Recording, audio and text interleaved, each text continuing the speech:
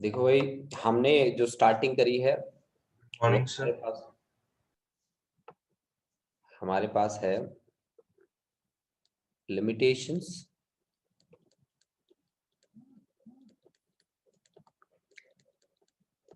Of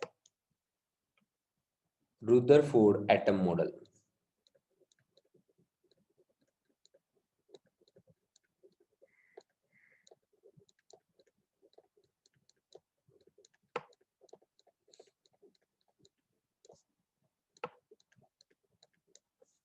We have the first topic. That first topic is limitations of Rutherford atom model.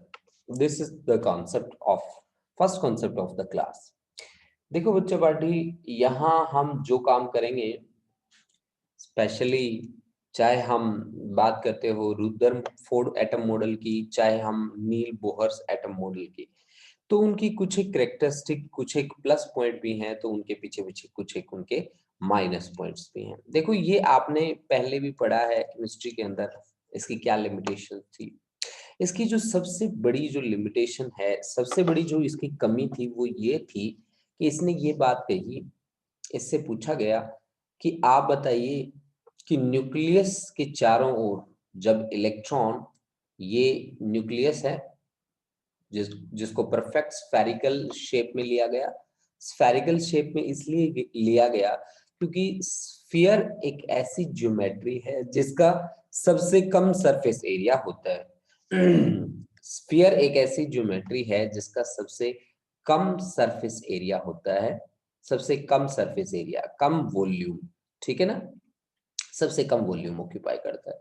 तो nucleus के बारे में ऐसी बात करी गई कि न्यूक्लियस जो होता है वो रिजिड होता है, नॉन पेनिट्रेटेबल होता है और सबसे कम वॉल्यूम ऑक्यूपाई करता है, सबसे कम वॉल्यूम ये ऑक्यूपाई करता है, ठीक है ना। तो इसी बात को ये क्या करता था, प्रूव करता था ये कॉन्सेप्ट, ठीक है, जिस कॉन्सेप्ट को हम मान के चले।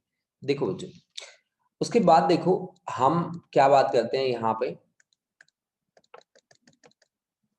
देखो उसके बाद हम क्या बात करते हैं, हम कहते हैं कि इलेक्ट्रॉन इसके चारों ओर रिवॉल्व करता है कुछ इस तरह से, इस तरह से हमने यहाँ पे ये ले लिया ऑर्बिट, ठीक है। और इस ऑर्बिट में मान लिया हमने यहाँ इलेक्ट्रॉन बैठा है, यहाँ इलेक्ट्रॉन बैठा है। This is mass of electron, we have taken m, charge on electron is e, and the linear velocity is v, we have considered, ठीक है। and this as we have taken as the radius, let us consider that radius is equal to r be the radius of circular track, ठीक है। और linear velocity की भी हम direction denote कर सकते हैं यहाँ पे, किस तरह से, कुछ इस तरह से, दिस इज द, अगर टेंजेंट हम ड्रॉ करें then this will be the direction of linear velocity. देखो बच्चों, इसका जो मोशन है, आपको पता है हर एक पॉइंट पे इसकी डायरेक्शन चेंज होगी। अगर इस पॉइंट पे मैं चेक करना चाहूँ तो डायरेक्शन ऑफ वेलोसिटी अलग रहेगी, इस पॉइंट पे मैं चेक करना चाहूँ तो डायरेक्शन ऑफ वेलोसिटी अलग रहेगी, इस पॉइंट पे मैं चेक करना चाहूँ तो डायरेक्शन ऑफ वेलोसिटी अलग रहेगी, इस पॉइंट पे अलग रहेगी। अगर मान लो मैंने इसको मान लिया कि ये एंटी क्लॉकवाइज मूव करता है पार्टिकल, तो इस पार्टिकल की डायरेक्शन हर पॉइंट पे चेंज होती है, ये आप भी ऑब्जर्व कर सकते हो यहाँ से, ठीक है ना। सीधी सी बात है, यहाँ किसी भी पॉइंट पे आप क्या करते जाओ, टेंजेंट ड्रॉ करते जाओ, this tangent will represent the direction of linear velocity at any instant. ये देखो मैंने डायरेक्शन ऑफ लीनियर वेलोसिटी आपके सामने रिप्रेजेंट करके दिखाई है, ये देखो कुछ इस तरह से हर एक पॉइंट के लिए, यानी कि आप किसी भी पॉइंट पे चले जाओ, डायरेक्शन ऑफ लीनियर वेलोसिटी क्या हो रही है, चेंज हो रही है, ठीक है। लीनियर वेलोसिटी की डायरेक्शन हर पॉइंट पे क्या होती जा रही है, चेंज होती जा रही है। जैसे यहाँ पे ये, यहाँ पे ये, यहाँ पे ये, यानी कि न्यूटन जी महाराज कहते हैं कि अगर हमें किसी ऑब्जेक्ट की डायरेक्शन को चेंज करना है then we have to apply extra force, यानी कि मोशन हमारा कैसा हुआ, मोशन हमारा एक्सेलरेटेड हुआ बच्चों, और एक्सेलरेटेड मोशन के लिए एक्स्ट्रा फोर्स लगती है, और फोर्स लग रही है, फोर्स के कारण कोई डिस्टेंस ट्रेवल किया जा रहा है, मतलब एनर्जी यूज हो रही है। इसका मतलब उसने सीधी सीधी सी बात इस लिमिटेशन में यही आती है, सबसे बड़ी बात यही आती है कि while revolving around nucleus, while revolving around nucleus, around nucleus, electron will radiate energy, electron will radiate energy, ठीक है ना। while revolving around nucleus, electron will radiate energy, will radiate, electron क्या करेगा, will radiate energy। और उसकी ये बात कहीं ना कहीं सही भी है भाई, कि भाई रिवॉल्व कर रहा है, उसका मोशन कैसा है, एक्सेलरेटेड मोशन है। एक्सेलरेटेड मोशन में 100% श्योर होता है कि एनर्जी रेडिएट करता ही करता है, ठीक है। तो उसकी बात कहीं ना कहीं सही भी थी, ठीक है। लेकिन इसका मतलब क्या है, अगर एनर्जी रेडिएट करेगा ये इलेक्ट्रॉन, तो इस इलेक्ट्रॉन की जो एनर्जी है, इस इलेक्ट्रॉन के साथ जो एनर्जी एसोसिएट है, वो क्या होती जाएगी, कंटिन्यूअसली डिक्रीज होती जाएगी, कंटिन्यूअसली डिक्रीजेस। इसका मतलब क्या है कि अगर एनर्जी डिक्रीज कर रही है, तो इसका मतलब है उसका एम्पलीट्यूड जो होगा, एम्पलीट्यूड उसका डिक्रीज करेगा। एम्पलीट्यूड क्या होता है, मीन पोजीशन से मैक्सिमम डिस्प्लेसमेंट, वही होता है ना amplitude. Amplitude is the maximum displacement from mean position. तो एम्पलीट्यूड उसका क्या करेगा, डिक्रीज करेगा। यानी कि ये जो आर है, यहाँ पे जो मैंने आर लिया, इस आर की वैल्यू क्या करनी चाहिए, लगातार डिक्रीज करनी चाहिए। अगर डिक्रीज करेगी तो फिर इसका नेक्स्ट सर्कल कैसा बन जाएगा, नेक्स्ट जो ट्रैक बनेगा, अब इसके पास एनर्जी थोड़ी और कम हो चुकी है। अगर एनर्जी और कम हो चुकी है, तो नेक्स्ट जो ट्रैक बनेगा इसका कुछ इस तरह का बन जाएगा। मान लीजिए ऐसा ऐसा ट्रैक बन रहा है, ये देखो इस तरह का ट्रैक बन जाएगा, ठीक है। और धीरे धीरे इस आर की वैल्यू क्या होती जाएगी, कम होती जाएगी, और finally it should fall inside the nucleus. मतलब यही होगा ना, एनर्जी अगर कम होगी तो एम्पलीट्यूड डिक्रीज होगा, and finally finally electron will fall inside the nucleus, finally electron will fall inside the nucleus, inside the nucleus, ठीक है।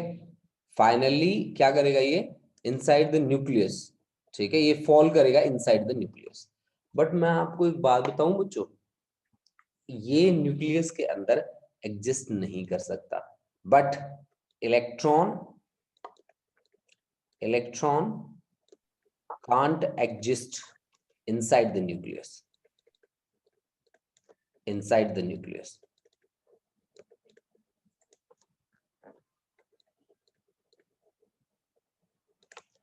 Electron inside the nucleus exist क्यों नहीं कर सकता, इसका सबसे बड़ा कारण क्या है, इसका सबसे बड़ा कारण है कि इलेक्ट्रॉन के पास जो एनर्जी होती है, अगर हम इलेक्ट्रॉन की बात करें और इलेक्ट्रॉन के पास एनर्जी की बात करें, तो वो लगभग आती है 4.4 मेगा इलेक्ट्रॉन वोल्ट। जबकि उसे न्यूक्लियस के अंदर एग्जिस्ट करने के लिए एनर्जी कितनी चाहिए, न्यूक्लियस के अंदर एग्जिस्ट करने के लिए उसे चाहिए लगभग 98 मेगा इलेक्ट्रॉन वोल्ट। अब देखो 4.4 मेगा इलेक्ट्रॉन वोल्ट उसके पास है एनर्जी, और वो किस जगह में जाने की बात कर रहा है, 98 वाली जगह में बात जाने की बात कर रहा है, जो बिल्कुल भी फिजिबल नहीं है, ठीक है ना, जो बिल्कुल भी फिजिबल नहीं है, ठीक है। तो ये जो एनर्जी है, बहुत सारे बच्चे पूछते हैं कि ये एनर्जी हमें कैसे पता चला सर। तो मैं आप लोगों को बता दूं आपकी जानकारी के लिए, कि इलेक्ट्रॉन की जब आपको एनर्जी निकालनी हो, तो आप हेसेनबर्ग अनसर्टेनिटी प्रिंसिपल का यूज कर लीजिए। Heisenberg uncertainty principle, uncertainty uncertainty principle का आप यूज कर लो। हेसेनबर्ग का अनसर्टेनिटी प्रिंसिपल आपको बताएगा, क्या बताता है वो प्रिंसिपल की क्या स्टेटमेंट है, कि आप अगर मोमेंटम उसकी पोजीशन निकाल लोगे तो उसकी मोमेंटम में अनसर्टेनिटी आ जाएगी, और मोमेंटम निकाल लोगे तो पोजीशन में अनसर्टेनिटी आ जाएगी। मतलब इनमें से एक चीज आप एग्जैक्ट कैलकुलेट कर सकते हो, दूसरी अनसर्टेन ही रहेगी। h/4 दिया है आपकी बुक्स में, कहीं कहीं इसकी value greater than equal to h/2 भी लिखा है। तो चाहे 2 लिखा है चाहे 4 लिखा है, आप इनमें से कोई भी स्टेटमेंट यूज कर सकते हो, ठीक है ना। यहां से जब आपको पता है कि इलेक्ट्रॉन को अब आप न्यूक्लियस के अंदर लेके जा रहे हो, तो न्यूक्लियस के लिए आपका डेल्टा एक्स कितना रहता है, 10⁻⁻15 मीटर न्यूक्लियस का साइज, ठीक है। और यहां से डेल्टा पी की वैल्यू आ जाएगी आपके पास h/4 इंटू डेल्टा एक्स। अब h की वैल्यू तो पता है ना सभी को, 6.62 इंटू 10⁻⁻34 डिवाइड बाई 4 पाई की वैल्यू कितनी है 3.14, और डेल्टा एक्स कितना है आपका 10⁻⁻15। ओके, तो यहां से डेल्टा पी आ जाएगा। अब ये पार्टिकल कैसा है, इलेक्ट्रॉन फ्री पार्टिकल है, और फ्री पार्टिकल के पास कौन सी एनर्जी होती है, केवल काइनेटिक एनर्जी होती है।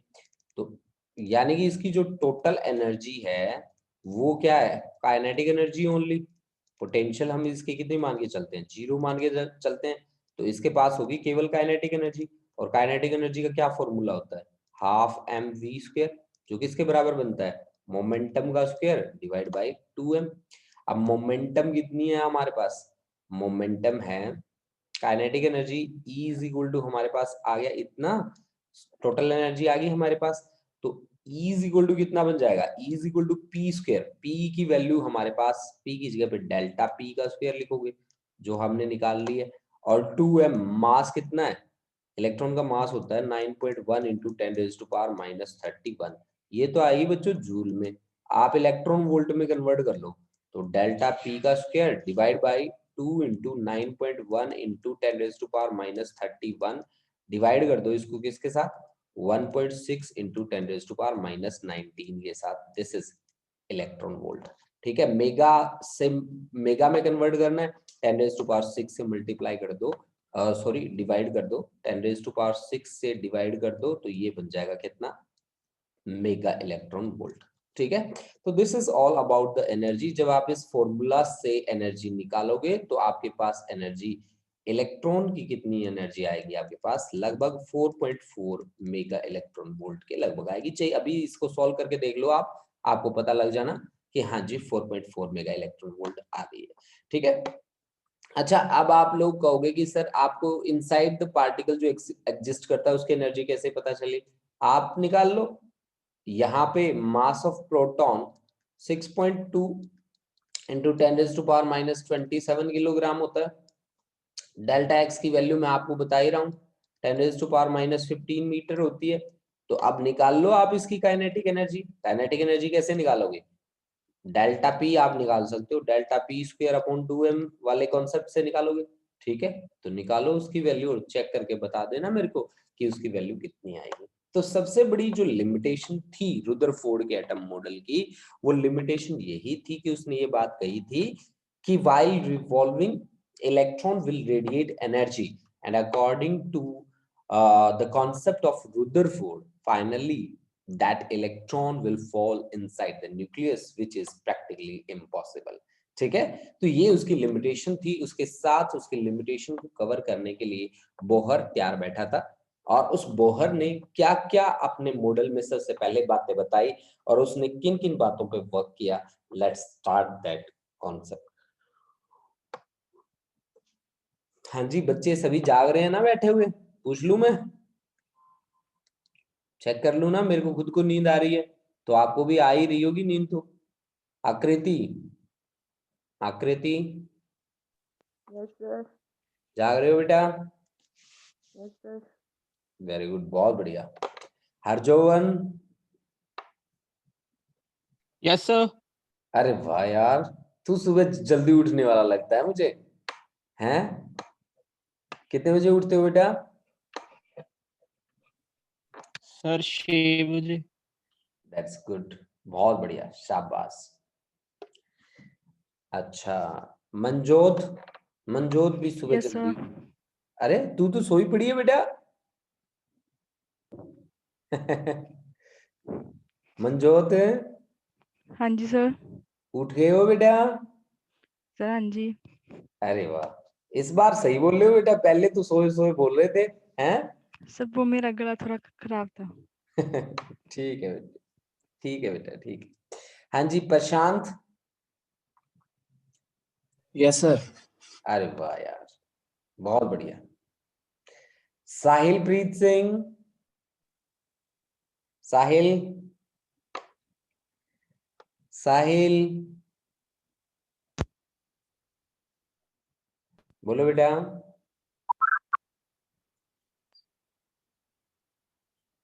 Yes sir. साहिल उठ गए हो? हाँ जी सर। शाबाश। संदल।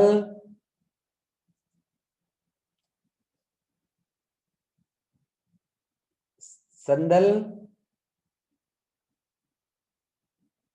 संदल।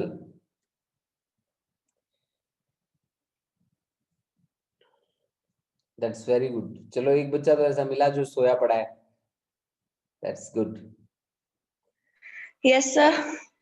अरे ये क्या बात होती है भाई, कई देर तक कहते रहो, जब बारी आती है ना कुछ कहने की, तब संदल अनम्यूट करती है अपने आप को। सर फोन की टच स्क्रीन नहीं चल रही थी। अच्छा अच्छा अच्छा अच्छा, क्या कह रही थी?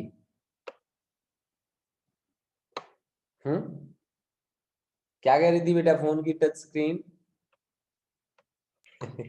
नहीं चल रही थी, माइक नहीं ऑन हो रहा था, म्यूट किया था ना सर। अच्छा अच्छा अच्छा अच्छा अच्छा अच्छा, ठीक है बेटा, ठीक है। इसका मतलब संदल भी जाग रही है, वेरी गुड। सार्थक महाजन, महाजन साहब। Yes sir. यस अरे सर। महाजन साहब, आज तो बड़े एक्टिव बैठे हो आप, पहली बार में ही है। नहीं सर, रोज ही एक्टिव होता हूँ सर। अच्छा अच्छा, वेरी गुड वेरी गुड, बहुत बढ़िया। चलो फिर स्टार्ट करें Bohr's atom model. Yes sir. चलो भाई स्टार्ट। Yes sir. जी देखो बच्चों, ये आपने स्क्रीनशॉट ले लिया होगा इसका, ठीक है। अगर स्क्रीनशॉट नहीं लिया, नोट कर लिया, दैट्स वेरी गुड। मैं इसको क्लियर कर रहा हूं। देखो देखो जी, रुदरफोर्ड का जो एटम मॉडल था, उसके फायदे उठाने के लिए बोहर तैयार ही बैठा था, और जैसे ही उसे पता चला कि उसके ड्रॉबैक्स आ रहे हैं, वैसे ही वो भागा भागा आया, ठीक है। और उसने क्या कहा कि मैं स्पेक्ट्रल सीरीज के साथ भी अच्छे से डील कर लूंगा, ठीक है, क्योंकि रुदरफोर्ड जो है वो स्पेक्ट्रल सीरीज के साथ भी अच्छे से डील नहीं कर पाया था, ठीक है। तो वो भागा भागा आया, उसने फायदा उठाने की कोशिश करी और अपना कॉन्सेप्ट बनाया जो आज तक एक्सेप्टेबल है, ठीक है। उसका कॉन्सेप्ट था बोहर्स, उसने अपने ही नाम पे रखा अपने। Excuse me sir. जी सर मैं 1 मिनट लीव करके अपने फोन से ज्वाइन कर रहा हूँ, यहाँ पे मेरे को स्क्रीन क्लियर नहीं दिख रही। अच्छा ठीक है जी, ठीक है। Bohr's model of hydrogen atom बोलते हैं आप इसको, हाइड्रोजन हाइड्रोजन एटम, ठीक है। Bohr's model of hydrogen atom, ये कॉन्सेप्ट है हमारा, ठीक है। इस पे ही हमें वर्क करना है अब पूरे कॉन्सेप्ट में। देखो किस तरह से हम वर्क करेंगे और एक्सप्लेनेशन हमारी कैसे हम बनाएंगे, ये सारी की सारी बातें आज हमें इसमें करनी। देखो जी, हमने किस तरह से लास्ट जो बात थी उसको कंप्लीट किया था, किस तरह से हमने उस बात को कंप्लीट किया था एक वर्ड से। वो वर्ड था कि while revolving electron will radiate energy. सबसे पहले बोहर्स जी महाराज ने यही बात कही कि while revolving electron will not radiate energy, while revolving electron will not radiate energy, electron will not radiate energy, will not radiate energy, energy। अब लोगों ने उससे पूछा कि भाई तू कह रहा है कि ये इलेक्ट्रॉन जो रिवॉल्व करते हैं वो एनर्जी रेडिएट नहीं करते। तो भाई ये एनर्जी रेडिएट कब करते हैं? तो उसने कहा हाँ जी सुनो इसके लिए मेरी कहानी, मैं बहुत ही बढ़िया कॉन्सेप्ट लेके आया हूं इसके लिए। उसने कहा कि electron will radiate energy while transferring from excited to ground state. आपको पता है ना बच्चों कि हम इलेक्ट्रॉन को एक्साइटेड स्टेट में ले जा सकते हैं बाय पंपिंग। पंपिंग एक प्रोसेस होती है, थर्मल एनर्जी प्रोवाइड कर सकते हैं हम, थर्मल एनर्जी की हेल्प से वो एक्साइटेड स्टेट में जा सकते हैं। यानी कि जो ग्राउंड स्टेट में जो पार्टिकल बैठा है वो एक्साइटेड स्टेट में जा सकता है, ठीक है, जिसमें हमें क्या करना पड़ेगा, उसे स्टिमुलेट करना पड़ेगा। स्टिमुलेट का मतलब क्या होता है? एक्स्ट्रा एनर्जी देनी, एक्स्ट्रा एनर्जी की हेल्प से, या एक्सटर्नल सोर्स बोल देते हैं आप, कोई बात नहीं, आप सोर्स बोल दो, तो एक्सटर्नल सोर्स की हेल्प से। ये हमारे पास ग्राउंड स्टेट है, और ग्राउंड स्टेट में नंबर ऑफ एटम्स आप मान लीजिए n1, एनर्जी मान लीजिए E1 के इक्वल, और ये एक्साइटेड स्टेट है, एक्साइटेड स्टेट में एनर्जी है E2, number of atoms N2, number density मानते हैं वैसे यहाँ पे, number of atom per unit volume, number density है ना। तो नंबर डेंसिटी मैंने एक्साइटेड स्टेट की ले ली N2, और ग्राउंड स्टेट की मैंने नंबर डेंसिटी मैंने ले ली N1 के बराबर। देखो बच्चों ऐसा जो कॉन्सेप्ट होता है ना वो आपको पता है लेजर के लिए एप्लीकेबल होता है। जो मैं बात कर रहा हूं ना वो बात कहीं ना कहीं लेजर से जुड़ी हुई है। लेजर का क्या मतलब होता है? Light amplification by stimulated emission of radiation. पहले आप इसका मतलब समझ लो, लेजर का क्या मतलब होता है? लेजर का मतलब होता है कि light amplification, amplification, amplification by stimulated emission of radiations, emission of radiations, ठीक है, light amplification by stimulated emission of radiations, ठीक है, by stimulated emission of radiation, ठीक है, of radiation, radiation, light amplification by stimulated emission of radiation, light emission, ठीक है। ये Manpreet Singh class 11 का बच्चा है ना बेटा? हाँ जी मनप्रीत, अभी एक बच्चा ऐड हुआ है, क्लास 11 का बच्चा है मनप्रीत। हाँ जी सर। मनप्रीत तुम्हारी क्लास 8 बजे है बेटा। ओ अच्छा, मैं लगता जल्दी आ गया हूँ। अच्छा हाँ जल्दी आ गया बेटा, ये 12th की क्लास चल रही है बच्चे। ओ सॉरी सॉरी सर। कोई बात नहीं। देखो हमने क्या कहा, light amplification by stimulated emission of radiation. दो तरह का एमिशन होता है बच्चों, एक होता है स्पॉन्टेनियस, एक होता है बेटा स्टिमुलेटेड। स्पॉन्टेनियस का मतलब होता है without help of any external agent, that is spontaneous, अपने आप स्पॉन्टेनियस। और स्टिमुलेटेड का मतलब होता है with the help of external agent और एक्सटर्नल सोर्स। मतलब यहाँ पे हमने पंपिंग करी, जो ग्राउंड में पार्टिकल्स बैठे थे, इलेक्ट्रॉन जो बैठे थे, उनको पंपिंग की हेल्प से एक्साइटेड स्टेट में ले गई। एक्साइटेड स्टेट में बेटा वो ज्यादा टाइम तक रुकते नहीं है, ठीक है ना। अब वो कहाँ आगे रुकते हैं? वो यहाँ आगे इन बिटवीन किसी स्टेट में रुकते हैं, उस स्टेट का नाम होता है बच्चों मेटास्टेबल स्टेट। ये है बेटा मेटास्टेबल स्टेट। अब जब आपका पार्टिकल एक्साइटेड से ग्राउंड स्टेट में आ रहा है तब उसके पास एनर्जी एक्स्ट्रा तो है, तब वो एनर्जी रेडिएट करता है, और वो जो एनर्जी रेडिएट करता है ना वो होती है किसकी फॉर्म में? लाइट की फॉर्म में होती है, ठीक है। ये इस तरह से एनर्जी रेडिएट करता है, यानी कि उसकी जो एनर्जी होगी वो किसके बराबर होगी? एच न्यू के बराबर होगी, and that must be equal to E2 minus E1, that must be equal to E2 minus E1। तो न्यू क्या है? फ्रीक्वेंसी। अगर मैं इसको 2 पाई से मल्टीप्लाई कर दूं और 2 पाई से डिवाइड कर दूं तो ये बन जाएगा 2 pi into nu, that is equal to E2 minus E1। यानी कि 2 पाई इंटू न्यू किसके बराबर होता है? ओमेगा के बराबर। h अपॉन 2 पाई को फिजिक्स में h क्रॉस लिखते होते हैं बच्चों, और ये है h cross into omega, that is equal to E2 minus E1। देखो बोहर का ये जो कॉन्सेप्ट था, इस कॉन्सेप्ट ने तहलका मचा दिया था। इस कॉन्सेप्ट से पहले ये माना जाता था कि लाइट स्पॉन्टेनियस चलने वाली चीज है, अपने आप चलने वाली चीज है, इस पे हम कोई रिस्ट्रिक्शन नहीं लगा सकते, कि लाइट पे हम कोई रिस्ट्रिक्शन नहीं लगा सकते। लेकिन इस कॉन्सेप्ट के बाद हमें पता चला कि अरे हम तो यार रिस्ट्रिक्शन लगा सकते हैं लाइट के ऊपर। अब आप लोगों के भी दिमाग में आता होगा ना, सर जी रिस्ट्रिक्शन कैसे, मतलब क्या मतलब हुआ इसका रिस्ट्रिक्शन का, कॉन्स्टेंट्स अप्लाई करने का। रिस्ट्रिक्शन का मतलब है बच्चों कि उसके ऊपर ऐसे पाबंदी लगा सकते कि भाई तू एक पर्टिकुलर डायरेक्शन में मूव कर, एक पर्टिकुलर तू प्लेन के अंदर ही मूव कर। जैसे कि हम इस बार हमारे सिलेबस से हटा दिया, ठीक है, मुझे ये बात हरजोमन ने बताई, अदरवाइज तो मैं पोलराइजेशन भी करवा ही देता, क्योंकि मैं फ्लो में भूल चुका था कि सिलेबस से क्या क्या कट गया।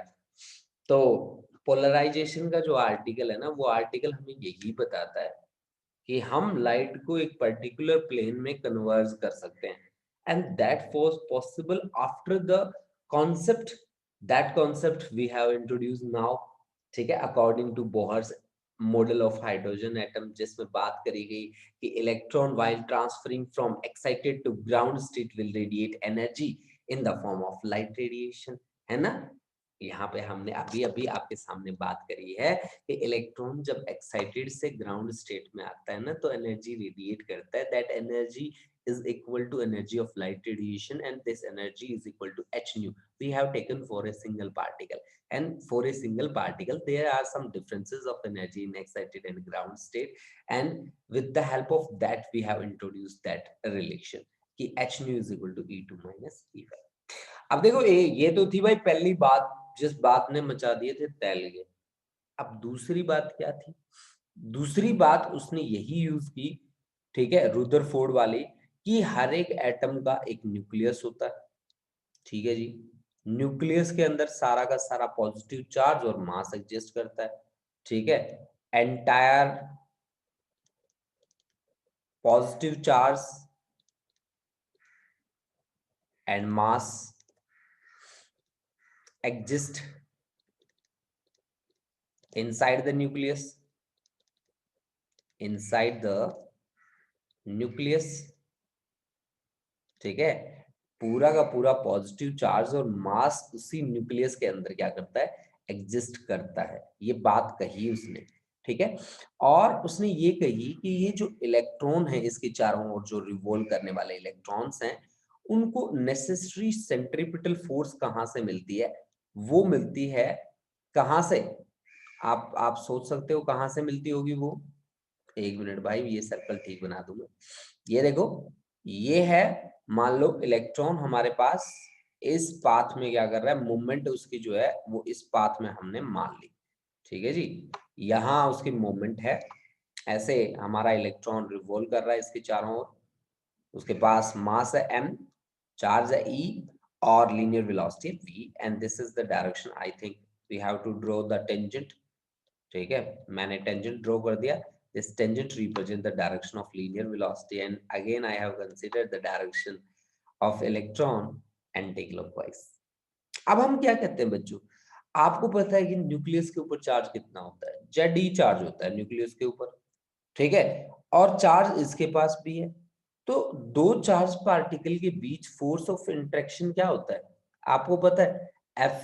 इलेक्ट्रिक फोर्सेस की अगर हम बात करें तो Q1 Q2 divide by 4 pi epsilon not into r square होता है। अब Q1 की जगह यहाँ पे क्या है, Z ही है, Q2 की जगह यहाँ पे क्या है, केवल E है, charge on electron divide by 4 pi epsilon not into r square. This is the force of attraction between atomic nucleus and electron. Between atomic nucleus and electron. Electron जो बाउंड होता है, जिससे अगर इलेक्ट्रॉन की बाउंडेशन की बात करी जाएगी, जो बाउंड होता है जिस फोर्स से, वो फोर्स मैंने आपको बता दी है, ठीक है, इसके लिए डब्बा भी मैंने बना दिया, ये देखो, ठीक है, ये देखो भाई, ठीक है। अब देखो, अब बात ये है कि हमारा पार्टिकल तो एक सर्कुलर ट्रैक में घूम रहा है ना भाई, अगर कोई भी पार्टिकल एक सर्कुलर ट्रैक में घूमता है, then there is necessity of some another force, and that another force is centripetal force actually, है ना, and that centripetal force I think is given by the product of mass and square of velocity and divided by radius of that circular track, that is centripetal force, or we can say centrifugal force. centripetal और centrifugal का magnitude तो same ही होता है। अब Newton जी महाराज फिर से कुछ कहना चाहते हैं। वो कहते हैं कि हमारी नेचर में ना फोर्सेस कभी सिंगल एग्जिस्ट करती नहीं है, ठीक है, वो पेयर में एग्जिस्ट करती है, ठीक है। अगर वो पेयर में एग्जिस्ट करती हैं, then there should be two forces which will balance each other, and I think these are two forces which will balance each other। यानी कि मैं कहता हूं कि सेंट्रीपिटल और इलेक्ट्रिक फोर्स एक दूसरे को क्या करती हैं, बैलेंस करती हैं। अगर ऐसा है तो mv² डिवाइड बाय r किसके इक्वल बन जाना चाहिए, ZE into E square divide by 4 pi epsilon not into r का स्क्वायर, ठीक है ना। इसको मान लो इक्वेशन नंबर कौन सी आ गई थी भाई, ये इक्वेशन नंबर 1 मान लो, चलो कोई बात नहीं। तो यानी कि centripetal force is being balanced by electric force of attraction between atomic nucleus and electron, है ना, इलेक्ट्रॉन। अब देखो जी, अब तक हमने जो बात करी है, अब तक हमने बात करी है भाई उसके सेकंड पोस्टुलेट की। अब हम बात करते हैं उसके थर्ड पोस्टुलेट की। थर्ड पोस्टुलेट उसका क्या कहता है। उस थर्ड की जब मैं बात कर रहा हूं उससे पहले मैं बता देता हूं कि इस कॉन्सेप्ट ने भी पूरी आग लगा दी थी, ठीक है। इस कॉन्सेप्ट ने भी पूरे तहलके मचा दिए थे, ठीक है। और इसने कहा था कि मैं भी अपने आप में अलग एक चीज हूं, ठीक है, समझो मेरे को। चलो स्टार्ट करते हैं, फिर इसको समझना। इसका थर्ड पोस्टुलेट, ठीक है, थर्ड पोस्टुलेट देखो क्या कहता है। ये कलर थोड़ा सा डल आ गया, कलर अच्छा ले लेते हैं, चलो ये वाला रंग ले लेते हैं। अच्छा ठीक है जी, देखो बेटा थर्ड पोस्टुलेट उसका क्या कहता है। देखो ये जब इलेक्ट्रॉन रिवॉल्व कर रहा है, गोल गोल घूम रहा है, तो यहाँ पे लीनियर मोमेंटम का तो कॉन्सेप्ट नहीं होगा। यहाँ पे कॉन्सेप्ट किसका होगा, एंगुलर मोमेंटम का, एंगुलर मोमेंटम का। आप ये मत सोचने लग जाना कि यहाँ पे लीनियर मोमेंटम का कॉन्सेप्ट नहीं होगा। कोई भी ऑब्जेक्ट जब सर्कुलर पाथ में रोटेट करता है ना, तो बिना लीनियर वाले कॉन्सेप्ट के वो रोटेट कर ही नहीं सकता। ये बात मेरे से लिखवा लो कि तुम कह दोगे कि सर जी ये गोल गोल घूम रहा है ना, तो बिना लीनियर फोर्स के घूम रहा है, इम्पॉसिबल है। बिना लीनियर फोर्स के घूम नहीं सकता, बिना लीनियर फोर्स के घूम नहीं सकता बच्चों, ठीक है ना। कोई भी ऑब्जेक्ट हो चाहे, अगर उसको आप रोटेट कराना चाहते हो ना, बिना लीनियर फोर्स के पॉसिबल ही नहीं है। तो एंगुलर मोमेंटम जो होता है वो एक वेक्टर क्वांटिटी होती है, और वो प्रोवाइड की जाती है is the cross product of radius vector ले लो चाहे उसको पोजीशन वेक्टर ले लो, with linear momentum. Linear momentum की और रेडियस वेक्टर की जो क्रॉस प्रोडक्ट होती है ना, ठीक है, वो क्रॉस प्रोडक्ट आपको एंगुलर मोमेंटम की वैल्यू प्रोवाइड करती है। इसकी डायरेक्शन आप राइट हैंड स्क्रू रूल से भी निकाल सकते हो, ठीक है। आप ये भी कह सकते हो कि आर और पी जिस प्लेन में लाई करते हैं उसके परपेंडिकुलर डायरेक्शन किसकी बनेगी, एल की बनेगी। बट रोटेशन देख लो, रोटेशन से आपको पता चल जाएगा कि ये इन दोनों के प्लेन के बाहर निकल रहा है या अंदर की तरफ जा रहा है, ठीक है भाई। अब देखो भाई पी क्या होती है, पी होती है बच्चों लीनियर मोमेंटम। ये चीज है क्या, लीनियर मोमेंटम है भाई बच्चों। और linear momentum is specially the product of mass and velocity. Velocity is again A vector quantity, but मुझे यहाँ पे वेक्टर वेक्टर नहीं खेलना है, ठीक है। मेरे को तो एंगुलर मोमेंटम चाहिए इलेक्ट्रॉन का, तो मैं सीधा सीधा मैग्नीट्यूड ले रहा हूँ भाई। तो r इंटू पी की वैल्यू है mv, तो r इंटू mv, तो ये बन गया भाई आपका mvr, that is the angular momentum, ठीक है ना भाई।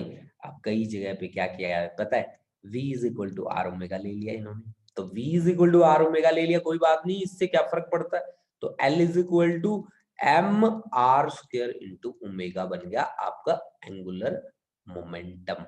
एंगुलर मोमेंटम है ये l, है ना। अब मैं क्यों जब से एंगुलर मोमेंटम कर रहा हूँ, कोई ना कोई तो कॉन्सेप्ट बनता ही होगा ना इसके पीछे, तभी मैं इसका बार बार नाम ले रहा हूँ। अदरवाइज कोई सुबह सुबह मैंने कोई भांग थोड़ी खा रखी है, ठीक है, कि हाँ बिना काम जब से एंगुलर मोमेंटम करे जा रहा हूँ, ठीक है। तो एंगुलर मोमेंटम का क्या कॉन्सेप्ट था, जिस कॉन्सेप्ट ने भी पूरी आग लगा दी थी, वो कॉन्सेप्ट था कि angular momentum of an electron that electron is revolving around the nucleus. Angular momentum is integral multiple of h upon 2 pi. Integral multiple का क्या मतलब था? n से मल्टीप्लाई कर दो बस, और क्या मतलब होगा इसका? ठीक है, तो angular momentum of electron is integral multiple of h upon 2 pi, h upon 2 पाई, ठीक है ना, h upon 2 pi, integral multiple of h upon 2 pi. Angular momentum of an electron that is revolving around the nucleus, this is h upon integral multiple of h upon 2 pi, where h is Planck's constant. ये बात भी याद रखने की होती है भाई, where h is Planck's constant, Planck's constant, h is Planck's constant, ठीक है, जहां पे h किसके बराबर है? प्लैंक्स कांस्टेंट के बराबर है. तो ये ऐसा हाइपोथेसिस था जिसने तहलका मचा दिया. इसे बोलते हैं बोहर का quantization rule. This is also named as Bohr's quantization rule. इसे बोहर के क्वांटाइजेशन रूल के नाम से भी जाना जाता है. काफी मशहूर है ये अपने नाम से, Bohr's quantization rule, Bohr's quantization, Bohr's quantization rule, ठीक है ना भाई. तो अब तक हमने 3 बातें पढ़ी हैं और तीनों की तीनों बातें ही हमारी सुपर रही हैं, ठीक है, तीनों की तीनों बातें हमारी सुपर रही हैं. तो बोहर के एटम मॉडल की शुरुआत हम कर चुके हैं. अब हमारे पास 2 कॉन्सेप्ट हैं जो बने बनाए मेरे को मिल चुके हैं. एक तो है भाई mv² divide by r, that is ze² divide by 4 pi epsilon not into r², और एक है मेरे पास ये एक इक्वेशन पहले वाली और दूसरी वाली इक्वेशन. इसको दूसरे वाली इक्वेशन बोल देते हैं जी, बोल दें इसको इक्वेशन नंबर 2. तो फर्स्ट और सेकंड के साथ हमें डील करना है, तो वो डील हम करेंगे नेक्स्ट क्लास में. तो आप इंतजार कीजिए उस क्लास का थोड़ा सा, ठीक है. और जैसे ही वो क्लास हमारी आएगी, आज हम बोहर का हाइड्रोजन एटम मॉडल निपटा देंगे और उसके बाद हम एनसीईआरटी की एक्सरसाइज स्टार्ट करेंगे, ठीक है बच्चों. तो यहाँ जितने भी बच्चे बैठे हैं सुबह सवेरे, धन्यवाद सभी बच्चों का इतना जल्दी आने के लिए, ठीक है. और मैं सभी बच्चों को एक पर्सनली आपको कहना चाहता हूँ कि बच्चों देखो रिवीजन का टाइम आ चुका है, ठीक है. बड़े ही प्रॉपर तरीके से रिवीजन कर ले मेरे साथ साथ, ठीक है. मैं आपको एनसीईआरटी के रट्टे मरवाना चाहता हूँ. क्यों? क्योंकि एनसीईआरटी इस बार एग्जाम में बड़ा अच्छा रोल रखेगी. और ये वहम निकाल देना मन से, स्कूल के अंदर पेपर होंगे, स्कूल के अंदर पेपर नहीं होंगे बच्चों किसी हालात में. सीबीएसई पेपर आपके कंडक्ट कराएगा, 100% श्योर है. मेरे से लिखवा लो ये बात, मैं लिख के दे रहा हूँ ये बात.